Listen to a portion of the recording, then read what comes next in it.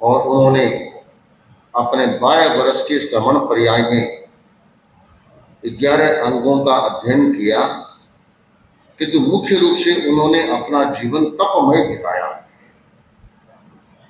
विशिष्ट तपस्याएं उन्होंने की, गुण रत्न संवत्सर तक किया, कितने मास का मन, लगभग तपमय जीवन ही उनका बीता, और अंत में 1 मास की संलेखना संधारा करके और स्वर्ग गमन किया और बाद में देवलोक में देवता बने और आगे महाविद्य क्षेत्र में समस्त कर्मों को मुक्त करके सिद्ध बुद्ध और मुक्त बनेंगे। ऐसे अनेक अनेक प्रसंगों का भगवती सूत्र में वर्णन आता है। उसमें एक प्रसंग और आता है, तेणम कालेणम तेणम समयणम पासा वच्चिज्ये कालास वैसीय कुत्ते नामम अनगारे जेनेव तेरा भगवंतो तेनेव उवागच्छता एवं भगवंतम एवं बयासी। उस समय में पार्श्वनाथ भगवान की परंपरा के साधु साध्या भी थे। जैसे भगवान महावीर तीर्थंकर बन चुके थे, किंतु भगवान पार्श्वनाथ के भी साधु साध्या अपना अलग विचरण करते थे। भगवान महावीर के साधु साथियों को वंदन नमस्कार नहीं करते थे कि हमारी परंपरा अलग चलती है, आपकी अलग है, आप में हमारे का फर्क है, इसलिए हम इस परंपरा में नहीं आए। पर बीच बीच में वही क्षेत्र था, वही एरिया थी, तो वे मिलते रहते थे। तो उस समय में पार्श्वनाथ भगवान की परंपरा में वैश्य पुत्र, जो व्यापारी पुत्र थे, कालास नाम के अनगार, जो अच्छे ज्ञानी भी थे, और उनके मन में ये जोम था कि हमारी परंपरा ज्यादा क्रियावान है भगवान महावीर से भी। एक एक आदमी के मन में एक ईगो होता है, एक स्वाभिमान कहते या कुछ भी कहने का होता है। तो भगवान महावीर जहाँ विराजमान थे, उधर से निकले तो कुछ साधु, स्थविर साधु वहां खड़े थे, धर्म चर्चा कर रहे थे। तो उनको देखा तो वे उनके पास आए। तो उनके मन में था कि भाई इनके पास है क्या, जानते क्या?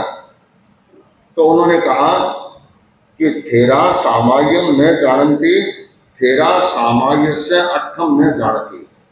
हे स्थविरों, आप ये भी नहीं जानते हैं कि सामायिक क्या है, सामायिक का अर्थ क्या है, प्रत्याख्यान क्या है, प्रत्याख्यान का अर्थ क्या है, संयम क्या है, संयम का अर्थ क्या है, संबर क्या है, संबर का अर्थ क्या है, विवेक क्या है, विवेक का अर्थ क्या है, व्युत्सर्ग क्या है और व्युत्सर्ग का अर्थ क्या है, आप लोग जानते नहीं है।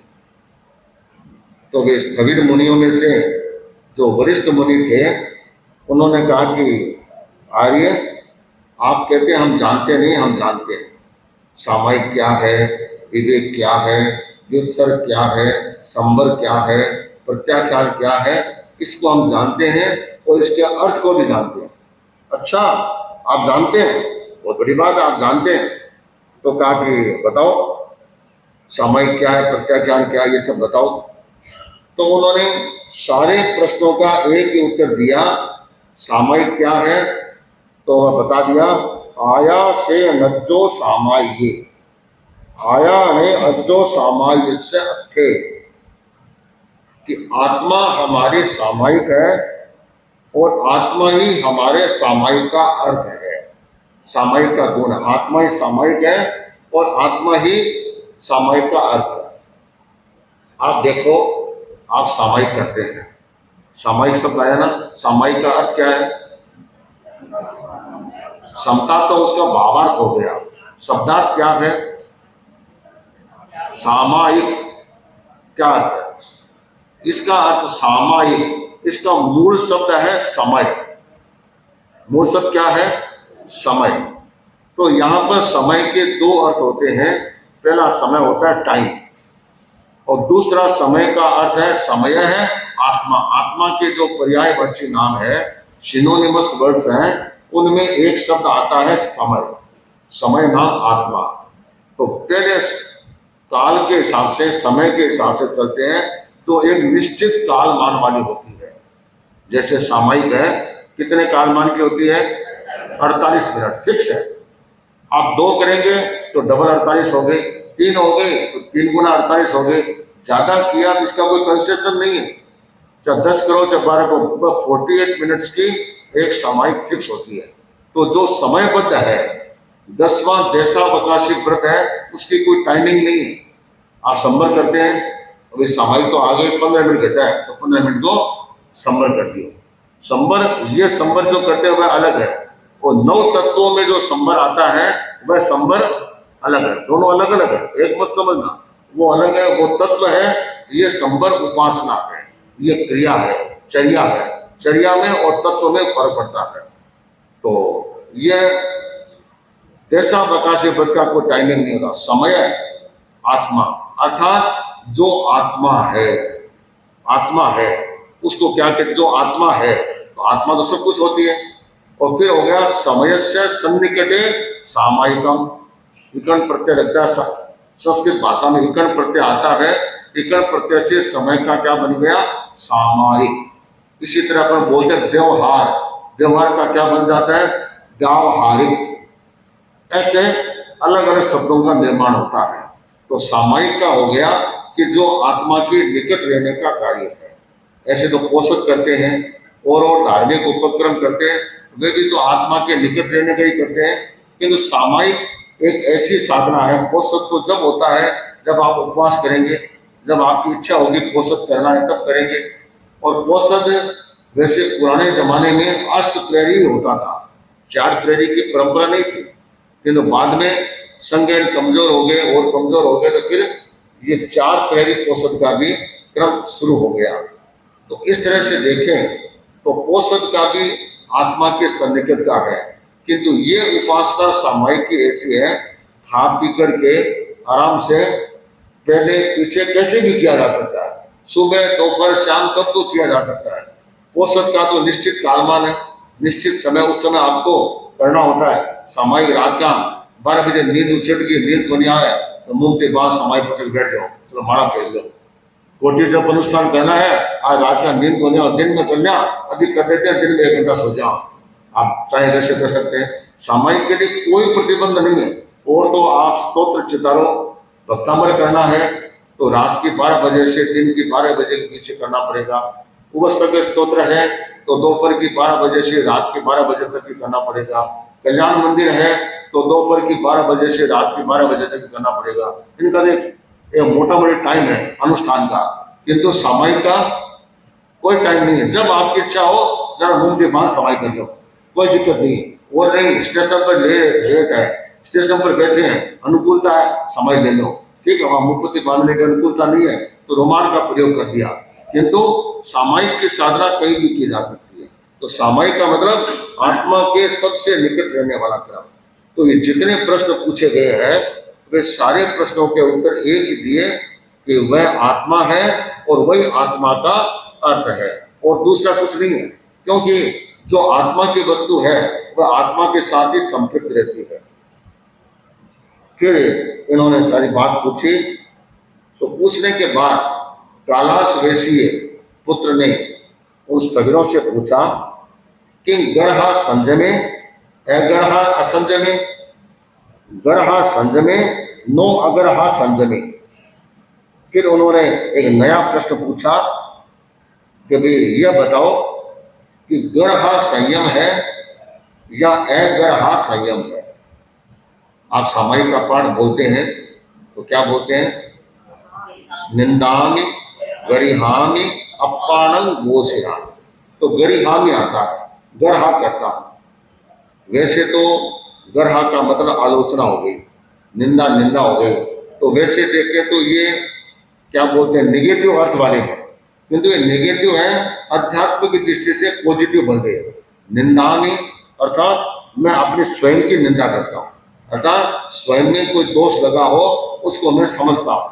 गरिहामि मैं गुरु साक्षी से उसकी गर्हा करता हूँ, उनके सामने जाकर के, और मैं अपनी गर्हा करूंगा, अपना दोष बताऊंगा और उसका दंड लूंगा।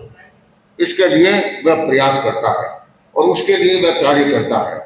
तो दंड लेने से वह व्यक्ति शुद्ध बन जाता है। क्योंकि प्रायश्चित के 10 प्रकार बताए हैं, उनमें सबसे पहला यही है कि कोई भी दोष लगा तो ये करना, ये करना, ये करना, पूरी प्रक्रिया उसके साथ जुड़ी हुई है। अब गुरु देखते हैं कि किसको किस प्रकार का दंड देना चाहिए, कितना देना चाहिए।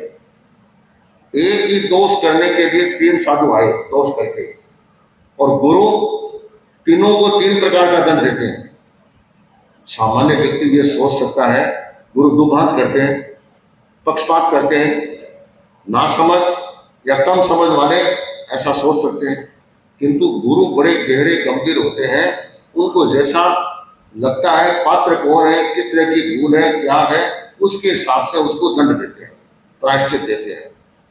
मुझे याद है गुरुदेव तुलसी एक बार गोगुंदा में विराजमान थे, मंत्री मुनि मगनलाल जी स्वामी के और घोर तपस्वी शुक्लाल जी स्वामी की जन्मभूमि गोगुंदा, पहाड़ के ऊपर अरावली पर्वत पर, बहुत ठंडा एरिया। तो वहां पर विराजमान थे, हम सब साथ थे। शाम के प्रतिक्रमण के बाद महाश्रवण जी मुदित मुनि थे, वे आए और गुरुदेव की क्या था, एक मसनद रहता था, आपने देखा होगा, ऐसे सारा लेकर के विराज जाते थे। तो प्रतिक्रमण हो चुका था, संत सब एक एक करके चरणस्पर्श कर रहे थे। गुरुदेव एकदम आराम से विराज रहते, कभी आंख थोड़ी खुली रखते, देखते रहते थे क्या चल रहा है। तो मुदित मुनि आए, दर्शन किए और गुरुदेव से निवेदन किया कि 3 दिन तक पूजनी होती है ना, उसकी प्ले बनानी हुई, कॉल करके देख करके प्ले बनानी हुई। अब आचार्य ने कोई जवाब नहीं दिया, गुरुदेव ने जवाब नहीं दिया। तो मुदित मुनि ने सोचा गुरुदेव ने शायद सुना नहीं, फिर दूसरी बार थोड़ा सा स्पीड से जोर से बोला, तो भी गुरुदेव ने कोई हरकत नहीं की। तो सोचा अभी शायद गुरुदेव का सुनने का मूड नहीं है, अभी इनकी इच्छा नहीं है, तो वे थोड़े बैठ गए, 2 मिनट बैठ गए कि एक बार थोड़ी सी आंख खोली, फिर वापस गए। तो गुरुदेव 3 दिन तक कुछ नहीं बंद कर दिया कि तू पहली बार बोलो मैं सुन ली हमारी बात। तो सोचा पहली बार सुन ली, तो मन में आया होगा कि पहली बार जवाब दे देता, और गुरु है, गुरु की मर्जी अपनी इच्छा है। तो कहा कि 3 दिन तक 3 दिन तक मिली नहीं थी क्या, गम गई थी क्या? कहा गुरुदेव 3 दिन में मिली नहीं, कहीं इधर उधर रह गई संतों के पास, बहुत ढूंढा मिली नहीं, फिर आज शाम को अभी मिली। जब मिली तब तक अंधेरा हो चुका था, तो अंधेरे में तो प्रेरणा होती नहीं। सूर्यास्त के बाद 20 मिनट तक तो कर सकते हैं, उसके बाद तो एकल्पनीय हो जाता है। तो 3 दिन तक खोल के भी नहीं हुई, देख करके भी नहीं हुई। ठीक है, बस इतना कह के वापस आंख मूंद ली। सोचा ठीक है तो हो गया, दंड तो नहीं दिया, दंड के बाद कैसे काम होगा। वापस खड़े रहे थोड़ी देर बाद, क्यों खड़े? गुरुदेव दंड नहीं दिया, मेरे को प्रायश्चित नहीं दिया। तुमने बोल दिया ना मेरे को बोल दिया तुम्हारा काम हो गया, जाओ, तुम्हारा काम हो गया। तुमने मेरे को बोल दिया ना, काम हो गया, जाओ। अब उसके 2-3 मिनट के बाद ही एक संत और आए, उनका एक कपड़ा बिना पले रह गया, उन्होंने दंड दिया, उनको उचित जो मान्य दंड होता है वह दंड उनको दे दिया। मेरे मन में एक विचार आया, इनको 3 दिन तक प्रेरणा नहीं की, तब तक कोई दंड नहीं दिया कि ठीक है तुमने मेरे को बोल दिया, इसको एक बार रहा, उसको जो भी निश्चित दंड है दे दिया, ये फर्क क्यों? तो मैंने मंत्री मिनिस्ट्री को पूछा, ऐसे नहीं, इसका क्या सिस्टम है? कि देख गुरु है ना, वे जानते हैं। गुरु ने क्या पूछा कि तेरी पूजनी गमगी है, तेरे मतलब वो जागरूक है, मिली को नहीं, ये बात से पले जी को नहीं तो ये पले था, इसका मतलब ये जागरूक है, इसने आकर के मेरे को बोल दिया, इसका काम संपन्न, बस। अब इसका कोई बात नहीं है। छोटा बच्चा होता है, कोई चीज तोड़ फोड़ के आ जाता है, मम्मी मेरे से गलती हो गई, ये मेरे से टूट गया, फूट गया, अच्छा आगे ध्यान रखा, और वो घुमाता है, थोड़ा झूठ बोलता है, तब क्या होता है, मम्मी को झाड़ है, कभी ये ऐसे झूठ क्यों बोलता है, ऐसे क्यों करता है। सहज भाव से, सरलता के भाव से अगर निवेदन करता है तो कुछ नहीं होता है। तो गुरु ने सोचा इसने नहीं किया, इसकी लापरवाही है, किंतु इसकी ये विशेषता है कि कम से कम आकर के दंड दिया, इसलिए गुरु ने उसको उचित समझा, तो उसको व्यवस्थित रूप से दंड दिया, कोई ओलंबा भी नहीं दिया, आया दंड दिया, खत्म, बात खत्म हो गई। तो अगर दंड किसको दिया जाता है कि अलग अलग प्रकार के लिए अलग अलग व्यक्तियों को अलग अलग प्रकार का होता है, उसको पक्षपात नहीं होता है। व्यक्ति को देखते हैं कि व्यक्ति कैसा है, व्यक्ति का कैसा का मतलब कोई पदासीन है, बिना पदासीन का नहीं देखा जाता, वह कितना जागरूक है, कितना सजग है, उसके आधार पर उसको वह सब कुछ दिया जाता है। तो फिर कहा कि गरहा, तो स्थविरों ने कहा गरहा संयम है, गरहा असंयम है। जब तक गुरु के सामने हम अपनी भूल को सहजता के साथ स्वीकार नहीं करेंगे तब तक कुछ नहीं होगा। परम श्रद्धेय आचार्य श्री महासमंद जी अनेक बार प्रवचन में फरमाते हैं कि गुरु के सामने जब प्रायश्चित देते हैं तो एकदम बालक की तरह आना चाहिए, एकदम बालक। बालक को क्या कहते हैं अपन छोटे बच्चों को, कि भगवान के रूप होते हैं, एक भाषा में अपन कहते हैं। आजकल के बच्चे भी थोड़े स्मार्ट होने लग गए, छोटे छोटे बच्चे भी देखो फोन चलाने लग गए, मोबाइल चलाते हैं। माताएं देख रही है कि एक बार इन्हें धंधा लग जाए तो मैं मेरे काम कर लूँ, तो इस चक्कर में देते हैं, किंतु उनकी आदत बिगाड़ देते हैं। उनकी आंखें बहुत कोमल होती है, आंखों में जब लाइट पड़ती है आंखें बड़ी कमजोर होती है, किंतु आपका अपना लुक है, आपके बच्चे आप देखो। किंतु जितना इनसे बचेंगे ना, बच्चों को मोबाइल की लत से जितना बचाएंगे, ज्यादा से ज्यादा चिल्लाएगा, रोएगा। कितने देर रोएगा? 10 मिनट, 20 मिनट, 30 मिनट, आगे दादे कोई अपना ठीक हो जाएगा। किंतु इतना धैर्य चाहिए, इतनी मजबूती चाहिए, दृढ़ता चाहिए कि समझाए भी, उसको ज्ञान भी दे, जबरदस्ती नहीं, ज्ञान भी दे, समझाए कि देखो इस बचपन में इस तरह से नहीं देखा जाता। समझाएंगे तो हो सकता है कुछ दिनों के बाद वह लाइन पर आ जाए, ठीक हो जाए। अब ये समझा, उसके बाद कहा कि देखो इस तरह से तुम काम करोगे तो बहुत अच्छा होगा। सारे प्रश्नों का उत्तर मिला। तो कैलाश वैश्य पुत्र जो मुनि था वह बड़ा प्रसन्न हुआ और मन में सोचा रहे, मैं तो सोचता था इनके पास की होनी, क्योंकि इनके पास ज्ञान है, इनसे मुझे बहुत अच्छी जानकारी मिली है। तो कहा कि भाई आपने बहुत अच्छा उत्तर दिया, मैं आपके उत्तर से बहुत प्रभावित हूँ। तब स्थविरों कहा कि अब तुम इस पर प्रतीति करो, इस पर रुचि करो, अच्छा रहेगा। तब कैलाश वेशीय कुत्ते अणगारे तेरे भगवंते वंदई नमन सही नमन सित्ता तुभम अंतिये चाउ चामो धम्माओ पंच महत्रियम सह परिक्रमणम धम्मम व संपत्तिता। क्योंकि पार्श्वनाथ की परंपरा में, कि भगवान महावीर के समय तो 5 महाव्रत थे और भगवान पार्श्व की परंपरा में चातुर्याम धर्म था। चीज वही है, चातुर्याम धर्म में अहिंसा, सत्य, अचौर्य, 3 तो वेद ही वेद थे। चौथा था बहिर्धा दान। बहिर्धा दान में ब्रह्मचर्य और अपरिग्रह दोनों उसमें सम्मिलित हो जाते हैं, उसके साथ ही जुड़े हुए हैं। भगवान महावीर ने उन दोनों को अलग अलग कर दिया, ब्रह्मचर्य और अपरिग्रह। तो उनमें 4 हो गए, 5 हो गए, बाकी पालन में कोई फर्क नहीं होता है। तो उन्होंने 4 याम को छोड़ करके और 5 महाव्रत रूप धर्म को स्वीकार किया। इसमें क्या है? सह परिक्रमणम, 5 महाव्रत जिससे प्रतिक्रमण सहित, क्योंकि बीच के 22 तीर्थंकरों में प्रतिक्रमण हमेशा करना अनिवार्य नहीं था। जब लगे कि आज कोई दोष लगा है तो प्रतिक्रमण कर लिया, नहीं तो प्रतिक्रमण करना कोई अनिवार्य नहीं था। भगवान महावीर के समय में प्रतिक्रमण दोनों समय अनिवार्य घोषित हो गया। दोष लगा नहीं लगा कोई मतलब नहीं है, प्रतिक्रमण दोनों समय करना है। उस धर्म को उन्होंने स्वीकार किया, स्वीकार करके और अपने जीवन को उस रूप में आगे बनाया। तो सामयिक है, सामयिक क्या है? सब सावज्यम योगम पच्चत्थान। इसमें सावध्य योग का त्याग होता है। कोई भी सावध्य प्रवृत्ति है उसको छोड़ दिया जाता है, उसका नाम सामयिक होता है। और प्रत्याख्यान किसका होता है? कि आने वाली चीजों का त्याग किया जाता है। सामयिक तो वर्तमान काल में होता है और अनागत की कोई चीज छोड़ी जाती है। जैसे कल मैं रसगुल्ला नहीं खाऊंगा, तो क्या हो गया? अनागत काल का त्याग हो गया। अनागत काल की चीज को छोड़ा, उसको अपन क्या कहेंगे?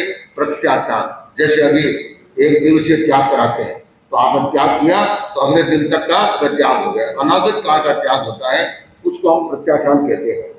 संयम का अर्थ क्या होता है? इंद्रिय और मन का निग्रह करना। 5 इंद्रियां और मन, इन 6 को अपने नियंत्रण में रखना, उसका नाम है संयम। और संवर का अर्थ क्या है? अव्रत को रोकना, आने वाले कर्मों को रोकना, अव्रत को रोकना, यह सबसे बड़ा काम है संवर का।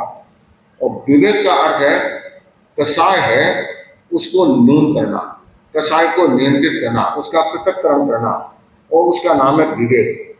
और व्युत्सर्ग होता है कि क्रोध आदि कषाय है उनको विमुक्त होना, उससे दूर होना, खत्म कर देना, उसका जड़ से खत्म कर देना, उसका नाम है द्युत्सर। द्युत्सर का दूसरा नाम कायोत्सर भी होता है, किंतु उसका एक भेद है। द्युत्सर का मतलब है अपने भीतर के जितने विकार हैं उन विकारों को खत्म करना। ये जो प्रश्न पूछे थे कैलाश ऋषि ने, वो उसी आधार पर ये प्रश्न पूछे थे और उसी के आधार पर उन्होंने ये बताया था। अब स्थविर का अर्थ क्या होता है? स्थविर का मतलब बूढ़ा भी होता है, तो बूढ़ा आदमी, बूढ़ा साधु है, उसको स्थविर मुनि भी कहते हैं। इसके साथ साथ जो विशिष्ट ज्ञानी है उनको भी स्थविर कहते हैं। जिनके संयम पर्याय के 20 वर्ष से ऊपर हो गया उनको भी स्थविर कहते हैं। तो अलग अलग, तो ये पर्याय स्थविर भी थे और साथ साथ में शुद्ध ज्ञान से भी बड़े मजबूत थे और उसके आधार पर उन्होंने ये सारा कार्य किया। उसके बाद आता है तमट्ठम आराहिता चरमेगिंग उत्सास निस्सासेगिंग सिद्धे बुद्धे मुक्के परिनिपुणे सब दुख पहिने। ये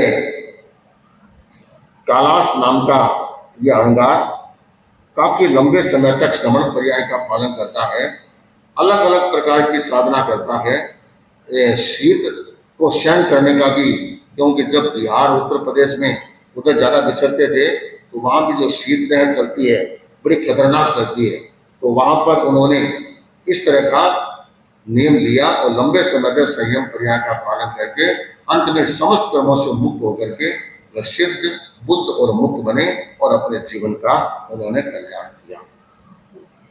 तो ये पार्श्वनाथ परंपरा के कैलाश नाम के जो अहंगार थे उन्होंने भगवान महावीर की परंपरा में प्रवेश करके और अपने जीवन का कल्याण किया।